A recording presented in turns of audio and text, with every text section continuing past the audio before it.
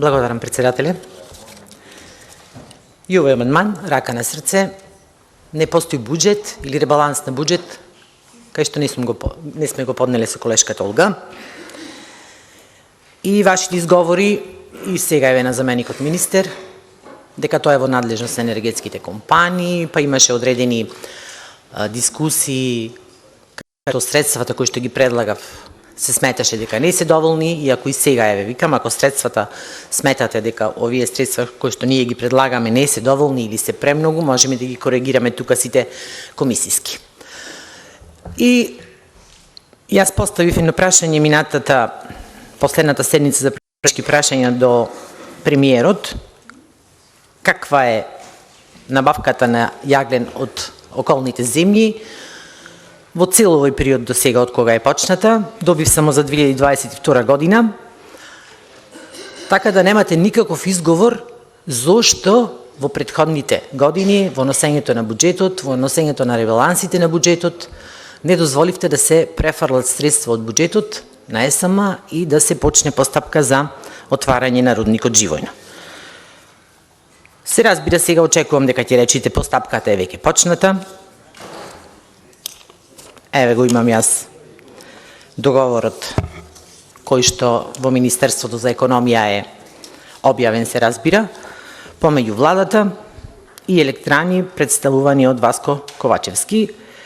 И ова е тој договор за концесија за експлоатација на минерална суровина јаглен на локалитетот Живојштина Новаци. Ако до сега стално во вашите говори наоѓавте оправдување зошто да не биде отворен рудникот Живојно, еве сега владата ве демантира. Кога ова се случи? Кога направивме крах на електроенергетскиот систем. Она што заменикот министер го одбива амандманот со образложение дека тоа е во рамки на енергетските компании, па ние колкави средства, заменик министер, одвојуваме за ЕСМ од буџетот? Милионски суми. Милионски суми, тоа не е доволен аргумент за одбивање на амандманот. Имавте барање за кредит од ЕБОР, причина беше неликвидноста на ЕЛЕМ, на ЕСМ. Со кои пари тие ќе ги терат овие постапки? Ништо не е почнато се уште, некои експроприации евентуално, и ова сигурно ќе трае со години. За да се забрза процесот, би требало да обезбедиме средства и од буџетот да помогнеме на ЕСМ, бидејќи е во катастрофална состојба. Од кога дојдовте го направивте најголем загубар во Македонија. Сега за јавноста, уште еднаш ќе ги прочитам, иако минатиот пат ги прочитав бројките да се слушни колку од буџетот на Република Македонија одвојуваме за набавка на јаглен од Косово, од Албанија и од Грција. При постојање сепак на наоѓалишта кои што до сега требаше да бидат отворени. За РЕК Битола набавени во 2022 223.637 тони јаглен од Грција и од Албанија. За РЕК Осломеј набавени 414.136 тони јаглен од Македонија, Грција, Албанија и од Косово.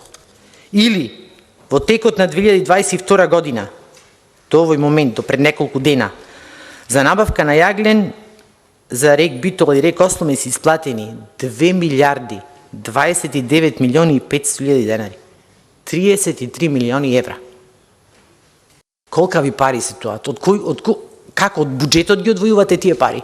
Оти не ги одвојувате енергетските компании? Оти не можат. Огромна сума на пари се. И наместо да има стратегија оваа влада од почеток, да си ги користиме сопствените средства, некаде од сопствени средства околу 15 до 20 евра е по тон, ние набавуваме јаглен од околните земји, ги носиме тука, ги транспортираме со камиони, ама најинтересно што е? Кои фирми ги земаат тендерите? Фирми кои што се направени или неколку дена пред објавата, или во текот на објавата. Наместо да водите грижа за државата, да не се одлеват така парите од буџетот, вие водите сметка само за одредени интереси приватни, ништо друго. Овде имам и некои изјави од челниците на ЕЛЕМ, па од политичари различни, ке за многу проекти. Еве, например, Васко Ковачевски во 2019 што има објавено дека во Македонија има јаглен за наредните 50 години. И сега од имање за јаглен на наредните 50 години, само во 2022 33 милиони евра. Падот, овде и сите добиваме извештаи за енергетската криза. Првични извештаите беа секогаш кои блокови работеле од РЕК-би, кои били исклучени, и сега последните извештаи таквата информација немаме. Туку комисијата си прави копи-пейст, кои се евентуални ризични моменти кои што можат да се случат. Дури немаме информација кој блок работел, кој блок не работел во термоенергетските постројки. Катастрофално е направивте ситуацијата во енергетиката. Еве, нека излези некој од вас и нека ми кажи зошто во овој период ништо не се превземало. Убаво е да преминеме на обновливи извори на енергија. И тоа никој не го негира. Меѓутоа, прво треба да имате базна енергија, 24 часовна, и паралелно со тоа да се прават обновливи извори на енергија. И кога ќе стигнеме на одредено ниво, тогаш можеме да извршиме замена на енергенсите со обновливи извори на енергија, а не на овој начин, како што вие тоа го правите. За овој толку пак се надевам дека ќе дискутираме и ќе имате образложение зошто вие како пратеници секогаш мора да слушате она што го предлага владата, а не размислувате и на свој начин, да го почувствувавте моментот дека ни е потребна нашата енергија од нашите енергенси кои што ги имаме на располагање, а не на ваков начин да се трошат за вас милионите евра се како 100 денари. 1 милион евра како 100 денари, буквално. Ви благодарам. И благодарам и на вас. За реплика или за збор? И реплика и збор, повелико.